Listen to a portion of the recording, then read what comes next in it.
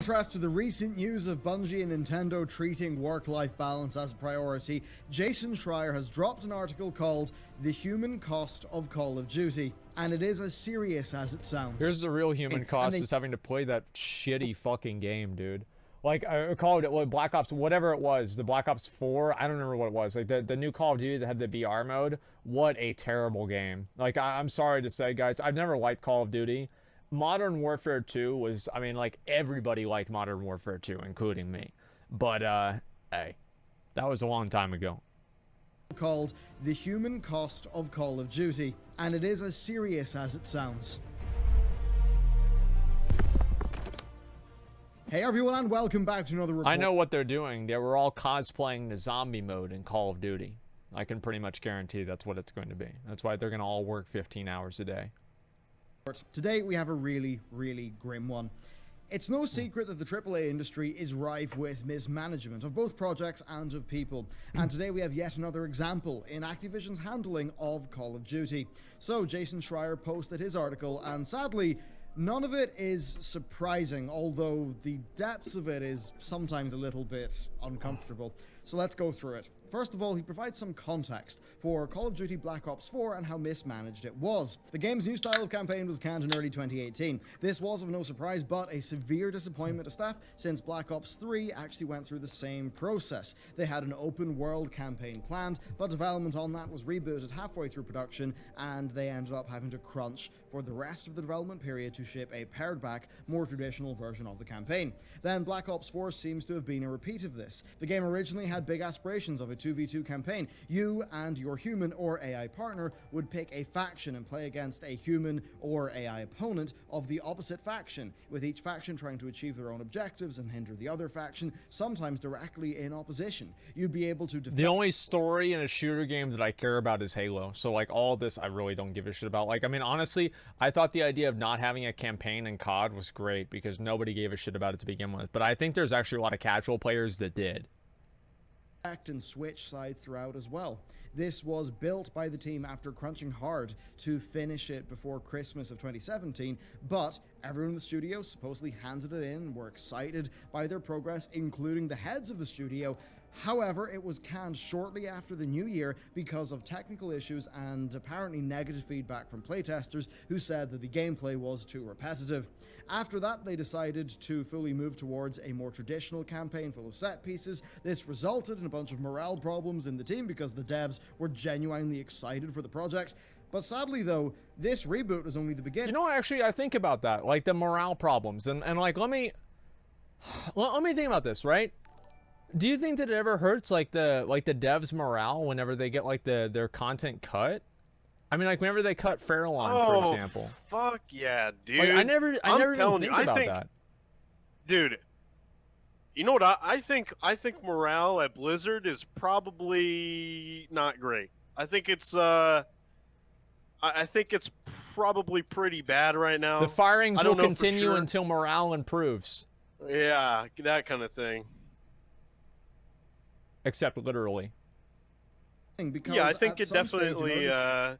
I'm sure it definitely hurts morale to have things cut. Yeah, I never think about that, but like people that like invest a huge amount of fucking time into developing something and that just never makes it to live, I bet that'd be like a huge disappointment for somebody. I mean, for no other reason than like not to have like that in your resume. You know, like, oh, I did this in a game and people liked it or whatever if they ever go somewhere else. They're under a lot of pressure, I'm sure. Yeah, I mean, I think honestly the biggest problem Blizzard has is the fact that they're overmanaged. There's probably just like they run Blizzard like a government in a way, and it's like the players are the people, and you know, like Blizzard's like the government. I don't know. I feel like there's like a big disconnect, and I don't know like where they decided to like have that perspective, like a casino. No, it's just like the way they interact with players and stuff.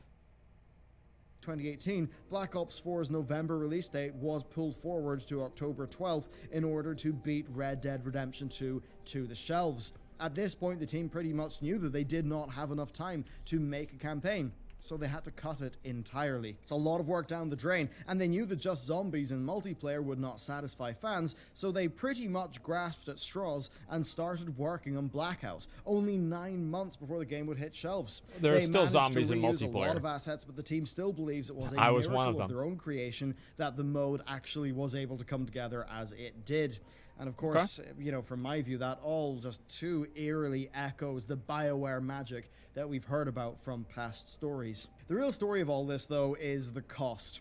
In order to meet this new date and ensure the Blackout was up to standard, the entire studio crunched through basically all of 2018. This apparently meant working 64 hours a week, with one dev saying they would work 12 hours a day Monday through Thursday, a regular 8-hour day on Friday, and then they just cap it off with an 8-hour workday on Saturday.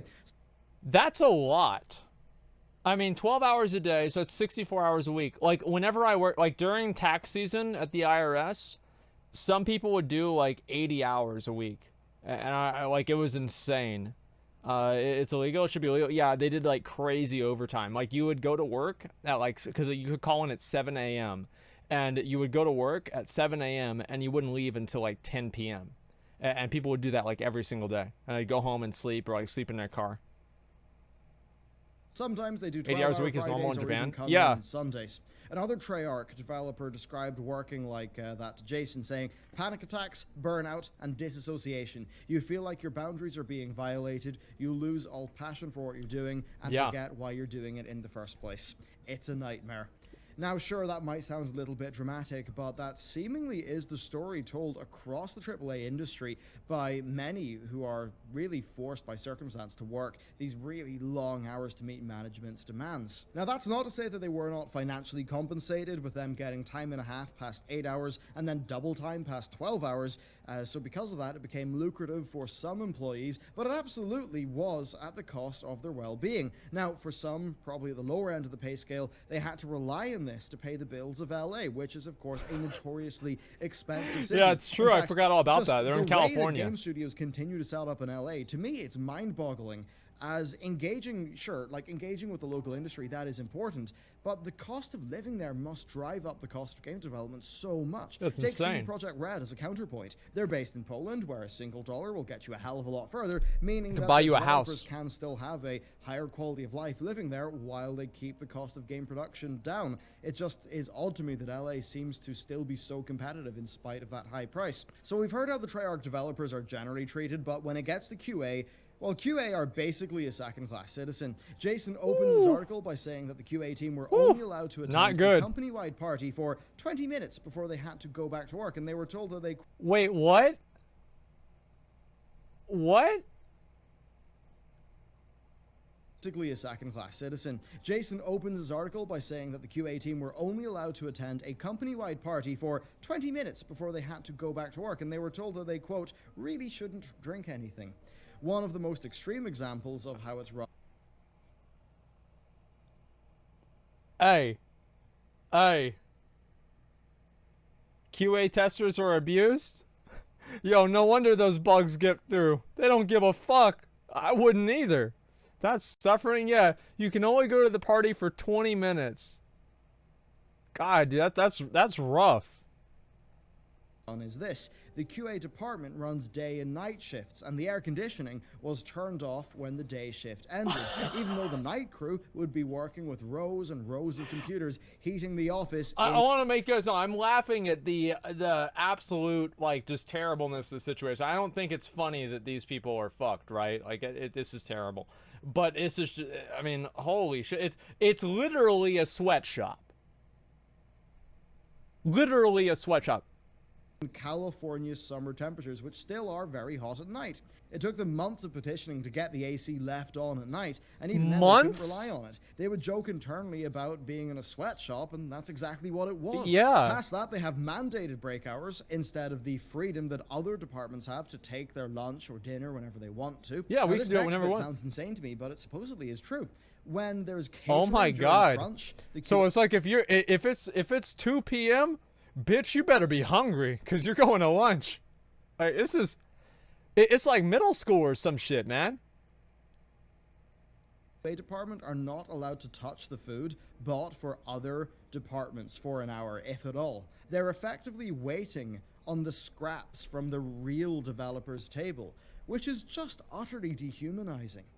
That's not it, though. They're also physically isolated. QA have their own floor where they're packed in like sardines. They have their own parking lot that is further away, and they're not even allowed to talk to developers.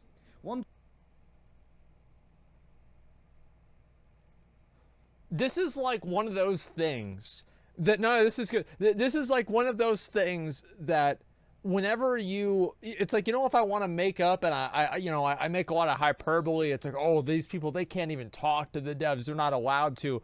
It's like they have segregated parking. They can't even talk to the devs. This is adorable. Developers said that they were explicitly told to go to QA leads and not to interact with QA team members. Yep. Apparently this got so bad that some QA and development staff had to keep friendships quiet so that management would not know they were communicating. I feel like you could literally just replace QA with like slaves and you would have a better plot than 12 Years a Slave. Like, this is fucking awful. Like, this is straight up fucking awful. Like, this is the same shit that you read about from, like, fucking 1820. I mean, really, this is so bad. Holy shit, man. I thought they were QA? Yeah. In general, QA testers were apparently the butt of every joke and would get a lot of blame passed down to them. The similarities just keep going. You know, on issues with the game. They were essentially an isolated, untouchable lower class that were treated like a scapegoat.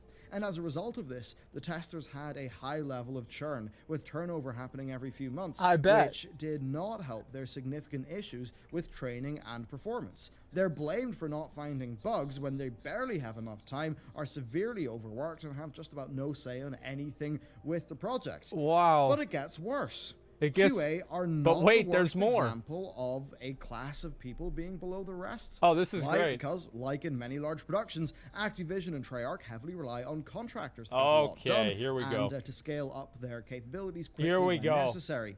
Now, because these contractors are not proper Treyarch employees, despite sometimes working on the game full-time for years, they're not eligible for bonuses. As one contractor put it, when we see a bunch of new testers come in and the bonuses go out, it kind of feels bad for us. Now, contractors definitely are a separate category to full Treyarch employees, so they even have like a different employee badge, an orange one instead of a blue one, which, I mean, it does make sense, but also the psychological effects of wearing a symbol that denotes your lower rank in a system like this. I mean, it's different in, say, the military or something, but I think here it is a little bit different. It is a bit more just psychologically demeaning. Now, Jason gives an example of an all-hands meeting. I would say so. Right, that involved the entire studio having employee surveys about the quality of life working there. And of course, the contractors were excluded from that survey entirely, even though... Well, that's a good way to do it, right? Because if you're going to get negative feedback, right? And it's like, if you know somebody's going to say, like, well, this sucks, here's one way to not get negative feedback from that person. You just don't give them the survey. Boom, there it is. There it is. And you know, it's like, you know, in school where...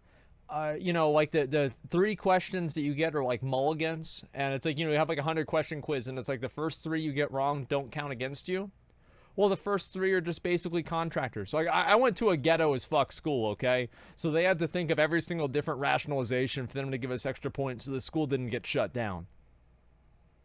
They effectively were full-time employees working in that building, just technically they were with another organization. So essentially, they're not listened to in any capacity, and there's just an unspoken and unaddressed culture of them being inferior, where they basically don't feel like they can talk to senior employees because they're just contractors. They're also a lot easier to get rid of and replace. Really just because of the nature of contract work. Now, usually there's a fair trade-off there for contract work, but it's a little different, I think, when contractors are relied on year in, year out for a long time without ever getting hired. Like we recently heard with NetherRealm Studios, contractors are constantly promised there's a full-time job at the end of the grueling crunch period, and this is something that is a little bit kind of personal to me. My mom usually sits downstairs, so I'm not going to speak loudly about this. My mom, growing up, was a contractor. She was a contracted writer. almost every single year, we were under the poverty level, with them continuously promising her this or continuously promising her that or stringing her along with a job. That's why she was in a bunch of credit card debt, and it was a really bad time. So I know about this firsthand. This is actually what happened. She's a very good writer, and she has like 2 college degrees, and they'd fuck her around with that kind of stuff constantly. So like I do tend to believe this is true, right? I mean, like the other, like, I'll talk about that later, but like the thing with like not talking to devs and having a separate parking lot, etc., I could see where that might be bullshit. But I mean, I will believe it. Well, I won't necessarily believe it, but I will take their word for it. But I am skeptical. But like the contractor stuff, yeah, I'm pretty sure that's what happened. Poor mama. Don't say poor mama, okay? She's down there right now spending my money on Amazon Prime stuff, all right? Like, don't even worry about it. Whoa, Twitch Prime. What was that? Yeah, that's true. That's true. If you want to keep it up, you want to pay. I think I have a picture. Can I show you guys a picture of her, of like her latest haul? I think I took a picture of like all the stuff that she'd gotten. Yeah, there it is. Yeah, there it is. Nice. Oh, thanks, boys. Let me show you guys this right here. Look at that. All boxes. All boxes right there. Can't see. Yeah, I know it's pretty small, but that's basically what it is. Yeah, thanks for the subs, guys. Can't see. Listen, I'll full screen it real quick, okay? Let me go ahead and just double check and make sure this is good. Yeah, it's fine. Okay. Look real quick. Look at all that. That's just all in one chair, and that's from like maybe a week. Like, she orders so much stuff, dude. It's crazy. Yeah, thanks a lot, guys. Really appreciate it. Holy shit. Thank you, everybody. Wow. God damn. Yeah, thank you. Quite a few. Yeah, that was a lot. Wow. You could put made slaves in a sweatshop, cover every COD game card, and it would still sell the same, and companies would still merge with them to turn their games to shit. Well, yeah, that's because the like the audience doesn't care. Hello, streamer. Here's more store money. Blow out energy drinks and give it to Blizzard in support of microtransactions. Thank you very much for the $21. I appreciate that, man. Thank you. Did you pay off the credit card debt? No, there's no reason to. She's old enough. They can't take the house. I'm not gonna. I don't have a credit card. I don't have any credit at all. If I can't pay for something with cash, I can't afford it. I usually spend very, very little money each month, and I'm very I live very modestly. Secure a position, but the carrot is often dangled and never actually rewarded. They were not paid very much for what would be considered skilled labor, with experienced contractors getting $20 an hour, which isn't far above the California minimum wage of $12 an hour. Plus, you've got to just remember how expensive that particular part of California is to live in. Now, that's even more insulting when Activision employees of the same role would be getting 30 to 40% higher pay.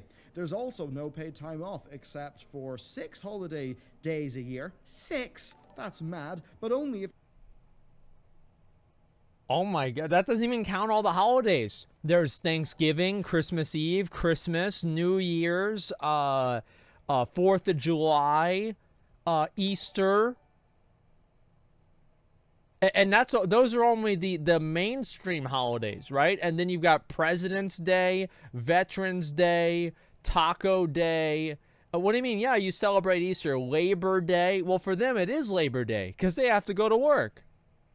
They fit arbitrary conditions, so they need to work 510 yeah, that's my favorite hours in the 13 weeks leading up to a holiday without taking a day off in order to qualify for a holiday. Wait a second, I wasn't paying attention now. Let me read. Listen to that again. Time hours in the 13 weeks days a year. 6. That's mad, but only if they fit arbitrary conditions. So they need to work 510 non-overtime hours in the 13 weeks leading up to a holiday without taking a day off in order to qualify for a holiday. Now that means that a single sick day could cause the loss of significant holiday pay, and that is by design. That's how that pay or that holiday time system is made. Basically, there's 2 major issues outlined here. First, there's that the AAA games are often severely mismanaged. Now, it's fine to make mistakes, but the employees and the games are the ones that take the hit from this. And as for why, well, perhaps there's a lack of skilled developers who, you know, rise up to a management level, right? Maybe that just doesn't happen as much because of industry burnout. At any rate, there's clearly a problem. And sure, managing a game project is far from easy, but there's a difference between,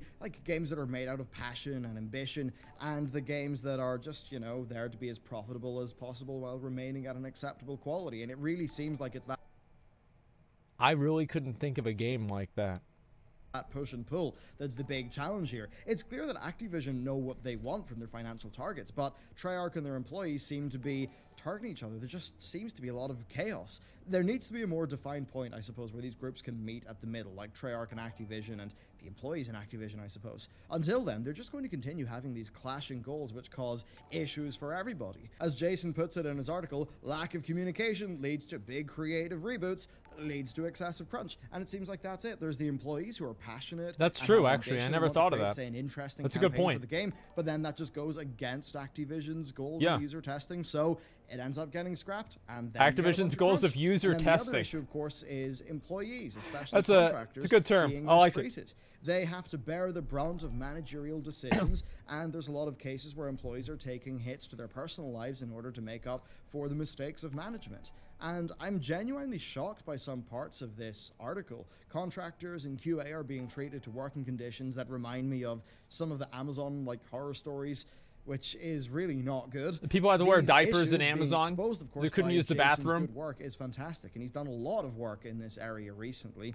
And it's good that there are some developers who are stepping up to the plate and taking a good stance. Perhaps Bungie are maybe not the most profitable developer in the world, after all, Activision did let him go, but they make a pretty damn good game, and as we recently covered in an episode of The Roundup, they did, delay what many would consider to be an important game fix for the sake of not overburdening their employees. Now, after this article went live, Jason got hold of an internal Treyarch email. It was from the studio leads, and it pretty much said the usual, that they take the employee well-being seriously and that they want to improve work-life balance through better planning, production, and decision-making, as well as letting employees know that they can escalate issues to them when necessary. Now, statements like this are often made from the heart by the studio heads and whatever, and it's hard to fault them. Yes, Rome was not built in a day. You can't snap your finger and magically have all the problems be solved, so it is worth, starting the construction now than never at all. But in this case, the damage has been done, and this clearly has been an issue for a long time, so it's hard to take them that seriously. I don't ever listen to any of that motherfucking bullshit where people apologize after the fact. I mean, the truth is that the entire industry is like that, and they're going to keep doing this until there's some sort of a regulating entity, whether this is a union, whether this is a government intervention, whether it's something like that, or some sort of massive calamity that happens. They will continue doing this until they have to stop. And it should not take a Kotaku article for managers to look at the health of their own studio. It's not easy, but yes, it is worth the effort, and it's the right thing to do. So, all in all, it's not a good situation here, and it seems someone has to like die across the industry it's not good, but could be getting better, as even now consumers are actually a lot more aware of this as a problem. So, what do you think? Has this further soured what you think about Activision? Do you think this is an Activision problem, a Treyarch problem, or both? I'd love to hear what you think. Let me know down below. Thank you very much for watching this video, and with that, I'll see you next time.